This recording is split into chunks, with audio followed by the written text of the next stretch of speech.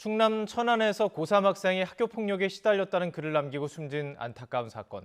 숨지기 전 학교폭력을 호소했다는 유가족과 전혀 알지 못했다는 학교 측 입장도 엇갈리고 있습니다. 이런 가운데 가해자로 지목된 학생들에 대한 경찰 조사가 쉽지 않을 것이라는 예측도 나오고 있습니다. 이상곤 기자입니다. 학교폭력 피해를 호소하는 내용의 유서를 남긴 고등학교 3학년 김상영 군.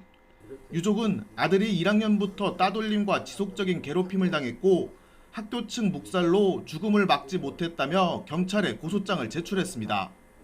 뭔 방법이 없다고 생각을 했겠죠. 학교에다 얘기해도 상담이 안 이루어지고 집에다 얘기해서 이렇게 해서 엄마가 전화해도 뭐 학교가 조치가 없으니까. 이와 달리 학교 측은 김 군에 대한 학교폭력 신고가 없었고 그래서 관련 내용을 전혀 인지할 수 없었다는 태도를 고수하고 있습니다. 경찰은 우선 김 군의 담임교사와 상담교사 등 4명을 불러 조사를 진행했습니다.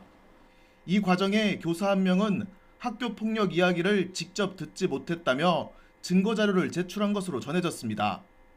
학생들에 대한 소환조사 역시 불투명한 상황입니다. 경찰은 모든 가능성을 열어두고 수사하고 있지만 증거가 충분하지 않아 가해 학생으로 지목된 7명을 강제 소환할 수는 없다고 밝혔습니다. 김 군이 남긴 유서와 메모에 장소와 시간이 특정되지 않았고 따돌림 등 정서적 학대의 경우 혐의 적용이 쉽지 않다고 설명했습니다.